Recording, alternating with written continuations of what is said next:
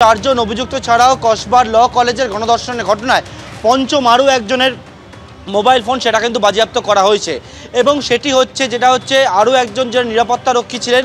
day শিফটে সেই নিরাপত্তারক্ষীর mobile ফোনটা বাজেয়াপ্ত করা হয়েছে কারণ তিনি ঘটনার দিন সকাল 8টা থেকে ডিউটিতে ছিলেন এবং রাত্রি 8:25 নাগাদ ডিউটি থেকে তিনি কিন্তু কলেজ ছাড়েন এবং এই সময় অর্থাৎ বিকেল 4টের পর থেকে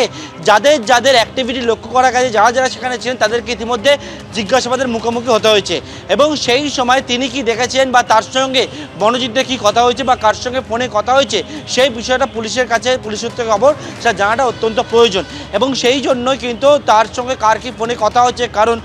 এই অপরাধের সব যখন শুরু হয়েছিল সন্ধ্যা নাগাদ তিনি কলেজের মধ্যেই ছিলেন ওনার মোবাইল ফোনটা বাজেয়াপ্ত করা হয়েছে বলে আমরা পুলিশ সূত্রে জানতে পারছি অর্থাৎ এই ক্ষেত্রে পুলিশ যেটা স্পষ্ট করে জানাচ্ছে যে এক হচ্ছে সাক্ষীদের বয়ান অত্যন্ত গুরুত্বপূর্ণ এবং সেটার পাশাপাশি এই ক্রাইমের ক্ষেত্রে আর কারোর কোনো ইনভলভমেন্ট রয়েছে কিনা সেই বিষয়ে জানা অত্যন্ত প্রয়োজন ইতিমধ্যেই নিরাপত্তা রক্ষীর সঙ্গে পুলিশ কথা বলে তার মোবাইল ফোনটা বাজেয়াপ্ত করা হয়েছে অর্থাৎ চারজন যে অভিযুক্ত রয়েছে মনোজিৎ মিশ্র সহ এবং একজন নিরাপত্তা রক্ষীও তুমি জানো তাই গ্রেপ্তার করে তাদের মোবাইল ফোন ছাড়াও এই পঞ্চম যে মোবাইল ফোনটা সেটা হচ্ছে অপর আরও একজন যিনি নিরাপত্তা রক্ষী তার মোবাইল ফোনটা বাজেয়াপ্ত করেছে পুলিশ জানাচ্ছে যে এই ক্ষেত্রে উইটনেস হিসাবে এবং অনেকগুলো ক্ষেত্রেই যার কার কি বক্তব্য সেই ক্ষেত্রে এই মোবাইল ফোনটা অত্যন্ত গুরুত্বপূর্ণ পাশাপাশি তুমি দেখেছো যে একাধিককে তলব করে জিজ্ঞাসাবাদ করেছে পুলিশের তরফ থেকে যেটা বলা হচ্ছে মোট 18 জনের বয়ান এখনও পর্যন্ত রেকর্ড করা হয়েছে যার মধ্যে ছাত্রছাত্রীরা রয়েছে এবং অন্যান্যরা রয়েছে এবং এই 18 জনকে উইটনেস হিসাবে তারা কিন্তু বয়ান নিয়েছে অর্থাৎ এই যে তদন্ত সেই তদন্তে আর কারোর কোনো রকম কোনো ইনভলভমেন্ট রয়েছে কিনা সেইটা যেমন দেখা বা যারা এই ক্রাইমটা কমিট করেছেন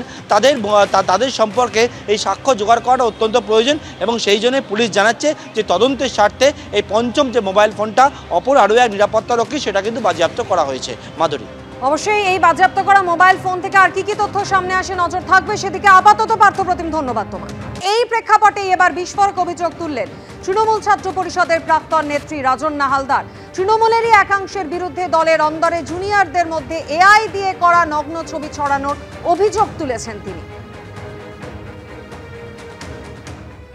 আমার এআই করা একটা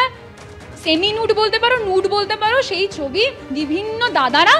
তাদের জুনিয়রদের মোবাইলে পাচার করেছে তৃণমূলের কিন্তু এই দাদাদের কোনো দল হতে পারে আমি এটা বিশ্বাস করি না তবুও বলছি তৃণমূলের এই যে নুড ছবি বলছেন এআই দিয়ে তৈরি আপনার সেই ছবি কি মনোজিৎ মিশ্র পর্যন্ত গেছে যে তার নিজের প্রেমিকার অন্তরঙ্গ মুহূর্তের ভিডিও আরো 5টা মানুষকে নিজে পাঠাতে পারে তো তার কাছে এইরকম ছবি গেলে সে পৈশাচিক উল্লাস পাবে না পৈশাচিক আনন্দ পাবে না এটা তো অস্বীকার করার জায়গায় নেই থাকতেও পারে সেটা তো পুলিশ বিচার করবে দুদিন আগে দলকে জানানো হয়েছে বিষয়টা এবং দল সম্পূর্ণ বিষয়টা জেনেছে যে এরকম একটা ছবি সেই ছবি বিভিন্ন জায়গায় বিভিন্ন জুনিয়রদের মধ্যে ছড়িয়ে দিচ্ছে এবং ছড়িয়ে দিয়ে বলছে দেখ কেমন লাগে দেখ তোদের নেত্রী তোদের উঠতি নেত্রী প্রশাসনের দ্বারস্থ হননি প্রশাসনকে জানাইনি কারণ প্রশাসনকে যদি আমি জানাই দেখুন আমি দল বিরোধী নই আমি দলকে ভালোবেসে দলটা করেছি আমি যদি প্রশাসনকে জানাই তাহলে যাদের নাম আসবে তারাও কিন্তু তৃণমূল কংগ্রেস তাই আমি দলকে আগে জানিয়েছি দল যদি আমাকে বলে প্রশাসনকে জানাতে আমি প্রশাসনকে জানাবো